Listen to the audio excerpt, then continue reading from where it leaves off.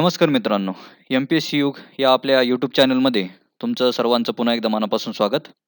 महाराष्ट्र भूगोलाच्या आजच्या एपिसोडमध्ये आपण पाहणार आहोत, महाराष्ट्रातील धरणे आणि जलाशय हा एक परीक्षेच्या दृष्टीने अतिशय महत्त्वाचा टॉपिक आहे.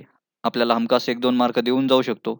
त्यामुळं लेक्चर पूर्ण बघा, स्किप करू नका आणि अभ्यासूयात महाराष्ट्रातील धरणे आणि जलाशय हा टॉपिक. तर धरणे आणि जलाशय याचबरोबर हे धरण कुठल्या नदीवर आहे आणि कोणत्या जिल्ह्यामध्ये आहे, हा सुद्धा मुद्दा आपण या लेक्चरमध्ये पाहणार आहोत. तर लेक्चरला सुरुवात करूयात. तर महाराष्ट्रातील धरणे व जलाशय या टॉपिकमध्ये आपण पाहतोय धरण, त्यानंतर त्या धरणाच्या जलाशयाचं काय नाव आहे, त्याचबरोबर ते धरण कुठल्या नदीवर आहे आणि कुठल्या जिल्ह्यामध्ये आहे, हे सर्व मुद्दे आपण पाहणार आहोत. तर सर्वप्रथम आपण पाहूयात भंडारदरा धरण. भंडारदरा धरणालाच मित्रांनो विल्सन डॅम असंही म्हणतात, दुसरं नाव आहे. आणि इंग्रजांच्या काळामध्ये बांधकाम झालं असल्यामुळे याला विल्सन डॅम या नावाने सुद्धा ओळखतात. त्याचबरोबर याचं जे जलाशय आहे त्याचं नाव सुद्धा इंग्रजी नाव आहे. त्याचं नाव आहे ऑर्थर सागर, ज्यालाच ऑर्थर लेक असंही म्हणतात. त्याचबरोबर भंडारदरा धरण कुठल्या नदीवर आहे? तर भंडारदरा धरण हे प्रवरा नदीवर आहे आणि प्रवरा नदी ही गोदावरी नदीची उपनदी आहे. लक्षात ठेवा, हा सुद्धा एक पॉइंट आहे, जो की नदी प्रणाली या टॉपिकमध्ये विचारला जाऊ शकतो. प्रवरा नदी गोदावरी नदीची उपनदी आहे आणि प्रमुख उपनदी जरी म्हटलं तरी काही हरकत नाही. खूप मोठी नदी आहे ही. त्यामुळं लक्षात ठेवा हा मुद्दा सुद्धा. त्याचबरोबर भंडारदरा धरणाचं जर लोकेशन पाहायचं ठरलं तर अहमदनगर जिल्ह्यामध्ये भंडारदरा धरण आहे.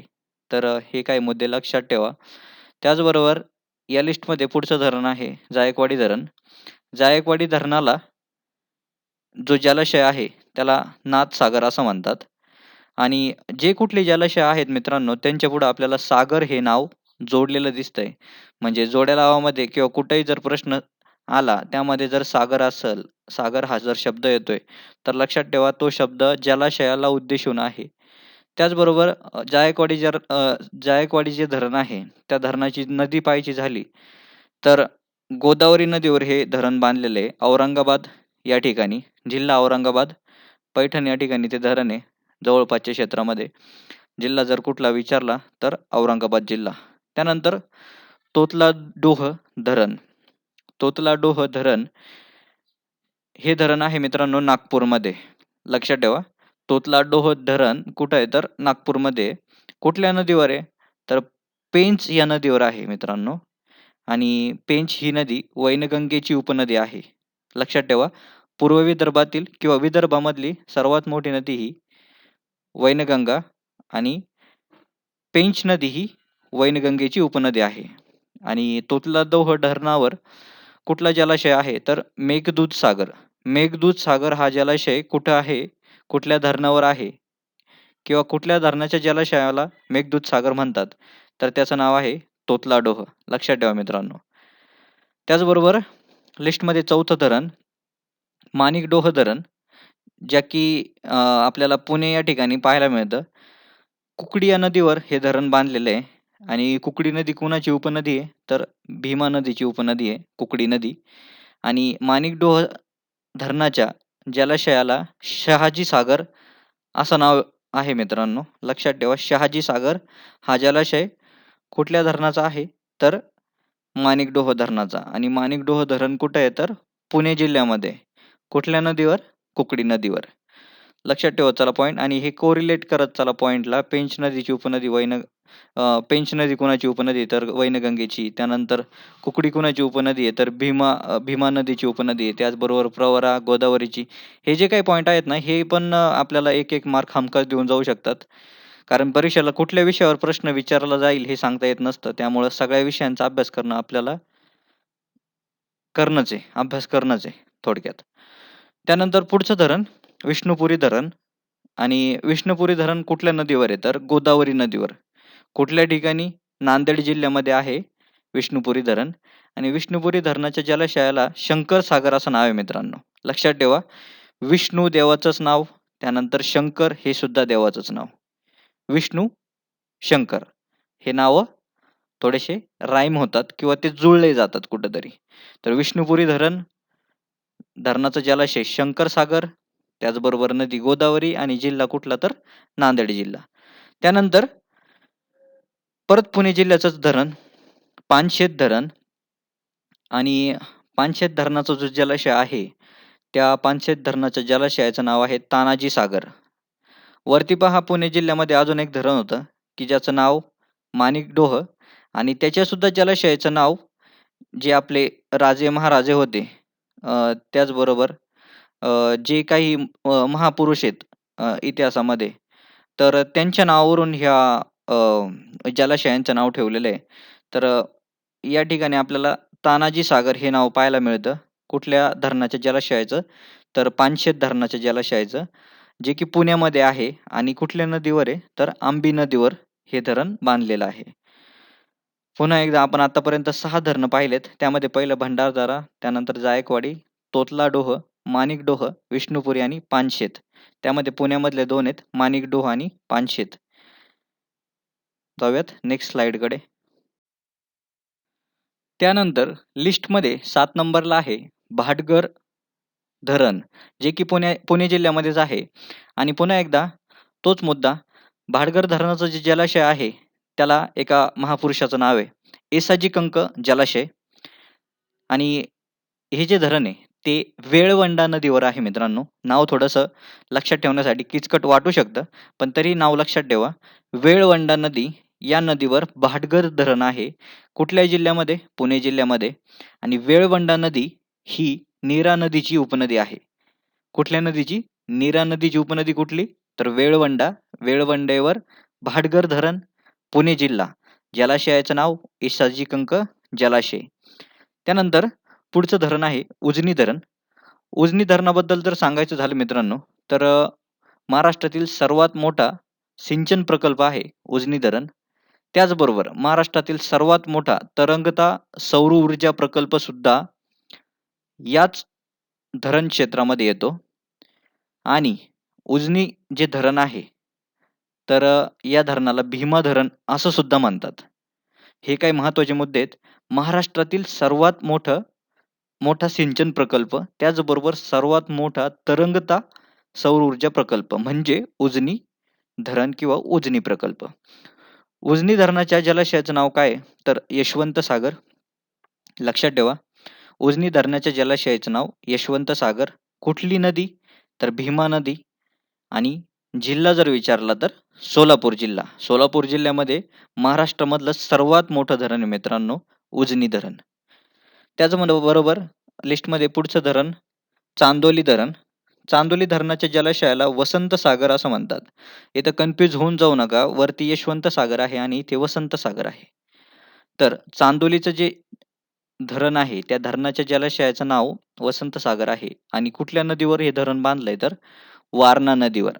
वारणा नदी कुठल्या नदीची उपनदी? तर कृष्णा नदीची उपनदी कुठली आहे? वारणा नदी. जिल्हा कुठला आहे? सांगली जिल्हा. थोडक्यात सांगली जिल्ह्यामध्ये चांदोली धरण आहे आणि चांदोली धरणाच्या जलाशयाचं नाव वसंत सागर. आणि कुठल्या नदीवर आहे हे धरण? तर वारणा नदीवर हे धरण आहे. आणि वारणा नदी कृष्णा नदीची उपनदी आहे. हे काही मुद्दे थोडेसे लक्षात ठेवत चला. त्याचबरोबर वरसगाव धरण. वरसगाव धरण हे पुणे या जिल्ह्यामध्ये आहे. त्या धरणाच्या जलाशयाचं नाव आहे वीर बाजी पासलकर जलाशय. नदी कुठली आहे? तर मोसी नदी आहे मित्रांनो. मोसी नदीवर हे धरण बांधलेलं आहे, वरसगावचं धरण. आणि ही नदी सुद्धा भीमा नदीची उपनदी आहे. लक्षात ठेवा, मोसी नदी भीमा नदीची उपनदी आहे. पुणे जिल्ह्यामध्ये आहे वरसगाव धरण. आणि या धरणाच्या जलाशयाचं नाव वीरबाजी पासलकर जलाशय. त्याच बरोबर आपल्या लिस्टमध्ये पुढचं धरण आहे कोयना धरण.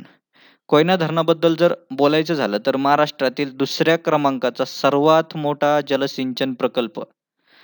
दुसऱ्या क्रमांकाचा सर्वात मोठा जलसिंचन प्रकल्प. लक्षात ठेवा, सर्वात 1 नंबरला होता उजनी आणि सर्वात 2 नंबरला पाहतोय आपण कोयना धरणाचा जो जलसिंचन प्रकल्प आहे तो. त्याचबरोबर भारतामधील सर्वात मोठा जलविद्युत प्रकल्प सुद्धा आपल्याला याच धरण क्षेत्रामध्ये पाहायला मिळतो. या धरणाच्या जलाशयाचं नाव आहे शिवाजी सागर. त्यालाच शिवसागर असंही म्हटलं जातं. आणि कुठल्या नदीवर आहे? तर कोयना नदीवर. जिल्हा कुठला? सातारा जिल्हा. तर सातारा जिल्ह्यामध्ये भारतातील सर्वात मोठा जलविद्युत प्रकल्प आहे. कोयना नदीवर हा प्रकल्प उभारलाय आणि या कोयना धरणाचं किंवा कोयना नदीवर जे धरण आहे ते कोयना धरण. कोयना धरणाच्या जलाशयाचं नाव शिवाजी सागर किंवा त्याला शिवसागर असंही म्हणतात. लोकेशन ध्यानात ठेवा. सातारा जिल्हा, कोयना धरण. महाराष्ट्रातील दुसऱ्या क्रमांकाचा सर्वात मोठा जलसिंचन प्रकल्प तसंच भारतातील सर्वात मोठा जलविद्युत प्रकल्प. त्यानंतर लिस्टमध्ये पुढचं धरण आहे राधानगरी धरण. राधानगरी धरण कुठं आहे मित्रांनो? तर राधानगरी धरण कोल्हापूर जिल्ह्यामध्ये आहे. कुठल्या नदीवर? तर भोगावती नदीवर राधानगरी धरण आहे. आणि या धरणाच्या जलाशयाला लक्ष्मी सागर असं नाव आहे मित्रांनो. तर भोगावती नदी कृष्णेची उपनदी आहे. लोकेशन कोल्हापूर, धरण राधानगरी आणि या धरणाच्या जलाशयाचं नाव लक्ष्मी सागर. भोगावती नदी कृष्णेची उपनदी आहे. तर हे काही मुद्दे लक्षात ठेवा. त्यानंतर कळमवाडी धरण. कळमवाडी धरण सुद्धा कोल्हापूर जिल्ह्यामध्येच आहे आणि या कळमवाडी धरणाचं जे जलाशय आहे त्या जलाशयाला शाहू सागर असं नाव आहे मित्रांनो. कुठल्या नदीवर हे धरण आहे? कळमवाडी धरण कुठल्या नदीवर आहे? तर दूधगंगा नदीवर हे धरण आहे आणि दूधगंगा नदी सुद्धा कृष्णेची उपनदी आहे. कृष्णा नदीची उपनदी आहे दूधगंगा नदी. कोल्हापूर जिल्हा, कळमवाडी धरण आणि या कळमवाडी धरणाच्या जलाशयाचं नाव शाहू सागर.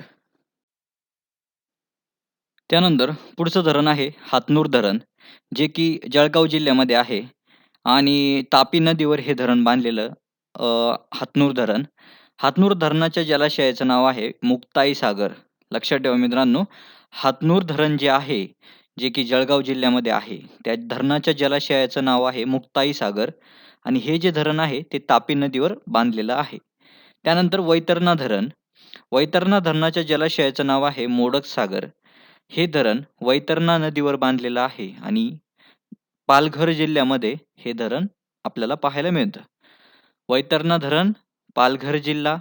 नदी कुठली? तर वैतरणा नदीवर हे धरण बांधलेलं आहे आणि जलाशयाचं नाव जर विचारलं तर मोडक सागर जलाशय हे वैतरणा नदीच्या वैतरणा धरणाच्या जलाशयाचं नाव. त्यानंतर पुढचं धरण जे की पालघरमध्येच आहे, मध्य वैतरणा. मध्य वैतरणा या नावाने हे धरण आहे. हे धरण सुद्धा वैतरणा नदीवरच आहे. जिल्हा सुद्धा सेम पालघर जिल्हा. फक्त जलाशयाचं नाव इथं वेगळं आहे. जलाशयाचं नाव आहे बाळासाहेब ठाकरे जलाशय. इथं कन्फ्यूज होऊन जाऊ नका. इथं फक्त एकच बदल झालाय तो म्हणजे जलाशयाचा. वैतरणा जे धरण आहे ते नदी सुद्धा सेम आहे, जिल्हा सुद्धा सेम आहे. मध्य वैतरणा नदी सुद्धा सेम आणि जिल्हा सुद्धा सेम. वैतरणा नदीवरच असणारे हे धरणं आहेत आणि जिल्हा सुद्धा पालघर आहे. फक्त वैतरणा जे धरण आहे त्या वैतरणा धरणाचं जलाशयाचं नाव मोडक सागर आणि मध्य वैतरणा धरणाच्या जलाशयाचं नाव आहे बाळासाहेब ठाकरे जलाशय. त्यानंतर वैतरणाचे जे धरण आहे, वैतरणा जो प्रकल्प आहे, तर आशिया खंडातील पहिला लेक टॅपिंग प्रकल्प या नदीवर करण्यात आला होता. कुठल्या? वैतरणा नदीवर. आशिया खंडातील पहिला लेक टॅपिंग प्रोजेक्ट इथं झालेला होता. लक्षात ठेवा. पुढे हे मुद्दे आपण डिटेलमध्ये पाहणारच आहोत. पण एक ॲडिशनल मुद्दे आहेत हे तुमच्या लक्षात राहिलेच पाहिजेत. कारण हे सुद्धा परीक्षेच्या दृष्टीने महत्त्वाचे आहेत. त्यानंतर लिस्टमध्ये पुढचं धरण आहे तानसा धरण. तानसा धरण या धरणाच्या जलाशयाचं नाव आहे जगन्नाथ शंकर शेठ जलाशय. याचं लोकेशन जर पाहिलं तर पालघर जिल्ह्यामध्येच आहे हे धरण आणि कुठल्या नदीवर? तर तानसा नदी.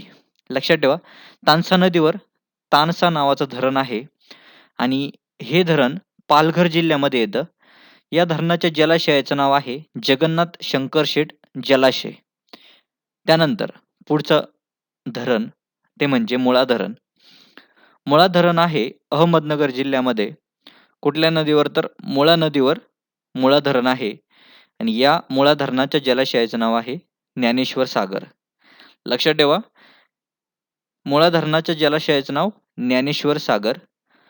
मुळा धरण हे मुळा नदीवर आहे, अहमदनगर जिल्ह्यामध्ये. त्यानंतर लिस्टमध्ये पुढचं धरण आहे माजलगाव धरण. माजलगाव धरणाच्या जलाशयाचं नाव आहे गोविंद सागर, जे की बीडमध्ये आहे हे धरण. आणि नदी कुठली, तर सिंदफणा नदीवर हे धरण बांधलेलं आहे, माजलगाव धरण. त्याचबरोबर सिंदफणा नदी गोदावरीची उपनदी आहे मित्रांनो, लक्षात ठेवा. पुन्हा एकदा सांगतो, माजलगाव धरण बीड जिल्ह्यामध्ये आहे. या धरणाच्या जलाशयाचं नाव आहे गोविंद सागर आणि माजलगाव धरण हे सिंदफणा नदीवर बांधलेलं आहे. सिंदफणा नदी गोदावरी नदीची उपनदी आहे. त्यानंतर लिस्टमध्ये शेवटचं धरण आहे वान धरण.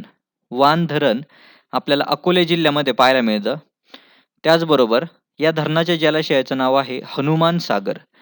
वान धरणाच्या जलाशयाचं नाव काय आहे, तर हनुमान सागर.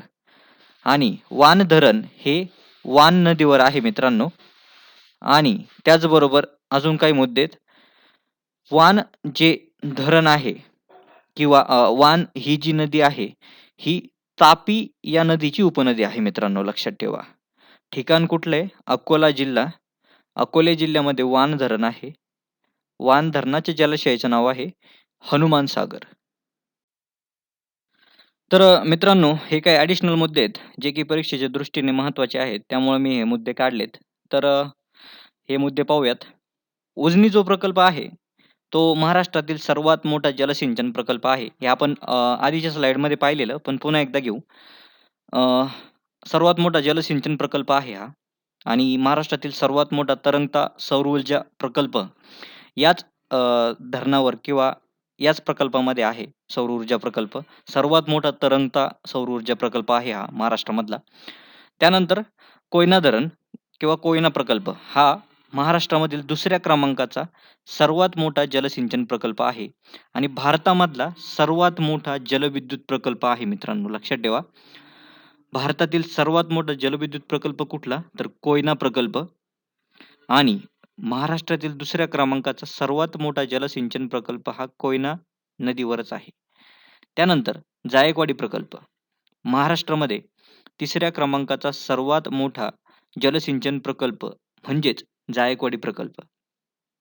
जायकवाडी प्रकल्प हा औरंगाबाद जिल्ह्यामध्ये आहे, लक्षात ठेवा. तिसऱ्या क्रमांकाचा सर्वात मोठा जलसिंचन प्रकल्प. त्यानंतर विष्णुपुरी प्रकल्प. विष्णुपुरी प्रकल्प आपण मगाशी पाहिलेला होता. तर विष्णुपुरी प्रकल्पामध्ये काय, तर महाराष्ट्रातील सर्वात मोठा उपसा सिंचन प्रकल्प म्हणजेच ज्याला लिफ्ट इरिगेशन प्रोजेक्ट असंही म्हटलं जातं किंवा असं म्हणतात इंग्लिशमध्ये, लिफ्ट इरिगेशन प्रोजेक्ट. आणि विष्णुपुरी प्रकल्प हा आपण पाहिलेला. तर सर्वात मोठा लिफ्ट इरिगेशन प्रोजेक्ट हा महाराष्ट्रामधला विष्णुपुरी या धरण क्षेत्रामध्ये येतो. त्याचबरोबर राधानगरी प्रकल्प. राधानगरी जो प्रकल्प आहे, हा महाराष्ट्रातील सर्वात जुना प्रकल्प आहे, जो की 1907 मध्ये या धरणाचं काम झालेलं आहे. कोल्हापूरमध्ये आहे हा. तर सर्वात जुना प्रकल्प आहे. 1907 मध्ये याचं निर्माण झालंय राधानगरी प्रकल्पाचं. जिल्हा कोल्हापूर. त्यानंतर वैतरणा प्रकल्प आपण पाहिलेला. आशिया खंडातील पहिला लेक टॅपिंग प्रकल्प. पहिला लेक टॅपिंग प्रकल्प या नदीवर करण्यात आलेला. कुठल्या, वैतरणा नदीवर.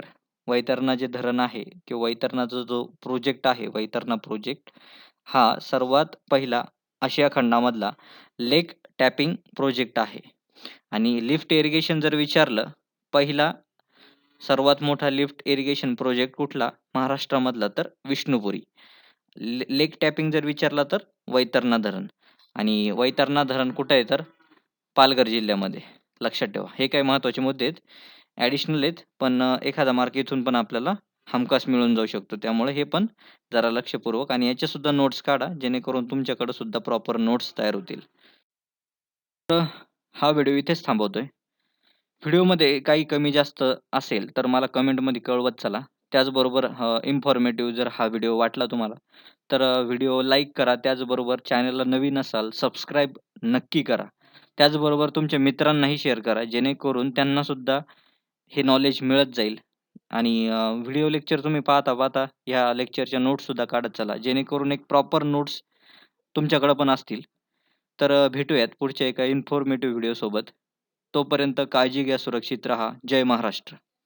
ध्यास एकच, फक्त एम-पी-एस-सी. धन्यवाद मित्रांनो.